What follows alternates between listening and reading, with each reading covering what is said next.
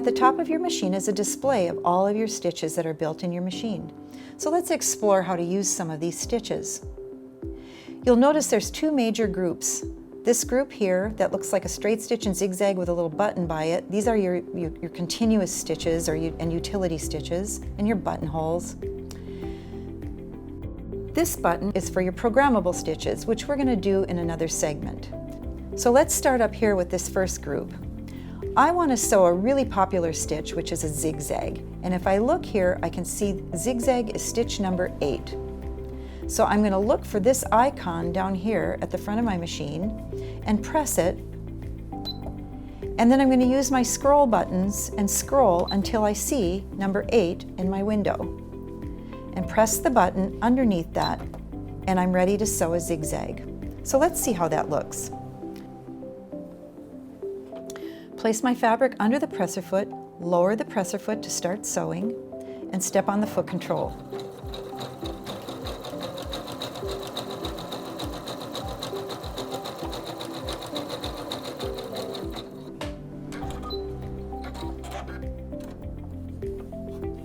So there's my zigzag stitch. Now I can go on to my LCD screen and I can make adjustments to this stitch if I'd like to. Sometimes with a zigzag stitch, you want to shorten your stitch length for applique. You might want to change the width of the stitch. So what you'll see here is this is the current setting for the stitch length and the current setting for the width. Underneath the stitch length, there's a minus and a plus, which means I can shorten or lengthen the stitch length as I wish. For the width, I see 5.0, but I can increase stitch width or decrease stitch width as I want.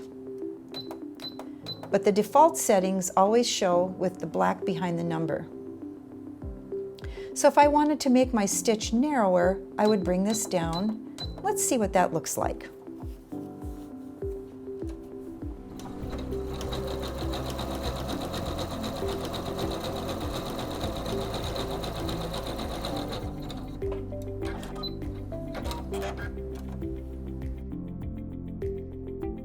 So you can see as I brought the value down on the screen, the stitch was narrower.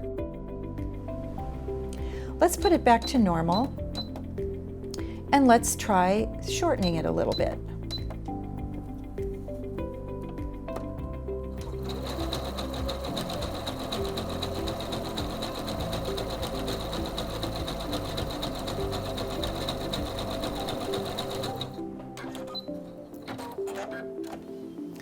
Here you can see where I made the stitches shorter, meaning closer together, than they were on the original. So just to make the adjustments as you need for your project.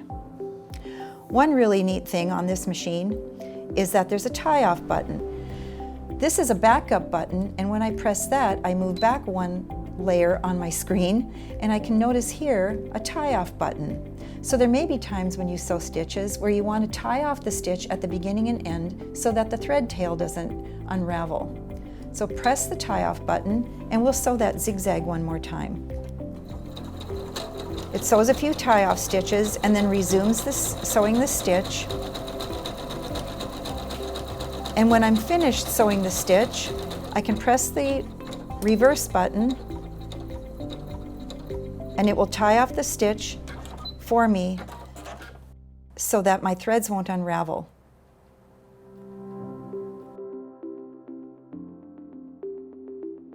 There are creative options available to you with many of your stitches in Group 1. If you take a closer look up here on your lid, you'll see this kind of triangle-shaped looking icon under many of your stitches, and that actually means mirror image, which is indicated over here on the legend in the lower corner of your lid. To show you how this works, we're going to use slant over edge stitch number 20, and we're going to sew 4 different kinds of mirror imaging that is available for that particular stitch. I'm going to use slant over edge stitch number 20, so I'm going to look for this icon and find stitch number 20, the slant over edge, then come down and choose with my scroll buttons stitch number 20 by pressing this button underneath number 20,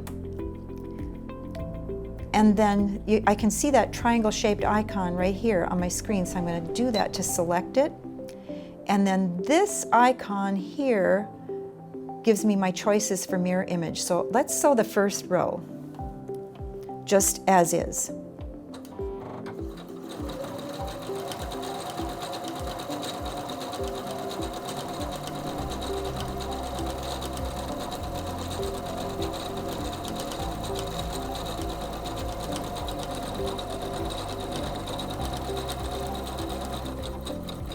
Okay, use my thread cutter button to trim my threads. And here is our first row with the slant over edge. Now, if I come back to my screen and press the button underneath this icon one more time, I'm going to mirror image the stitch from left to right. Let's see what that looks like.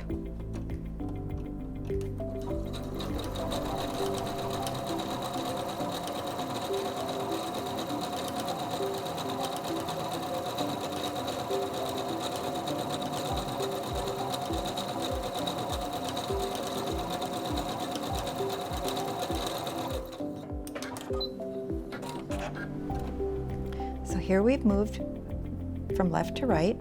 Now if I come back to my screen, if I press it one more time, it's going to invert it from top to bottom.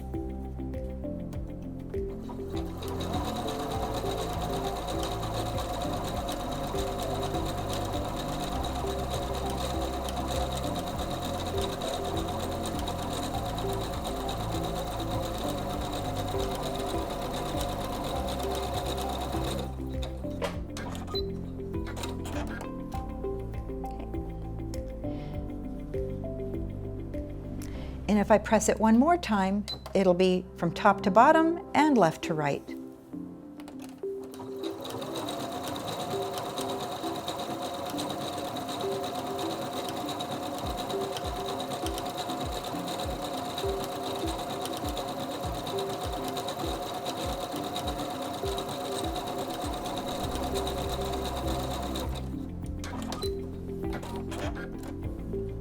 So there you have mirror imaging.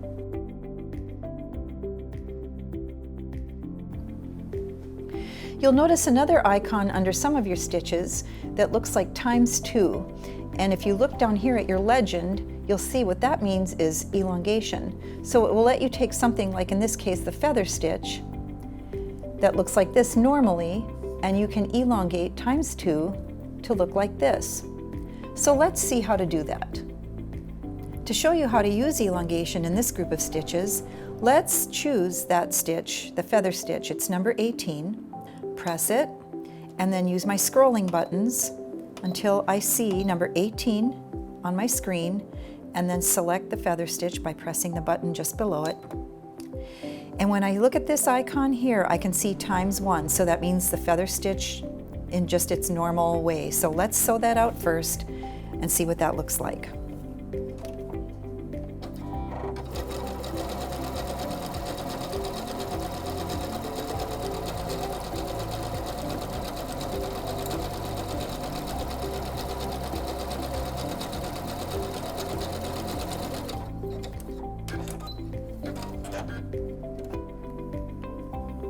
So here's our feather stitch, as is. Now if we go to the LCD screen and the button's just below, I'm going to press this button and then come over here to this icon and press ×2. And now I'm going to sew the feather stitch again, but this time it will be elongated.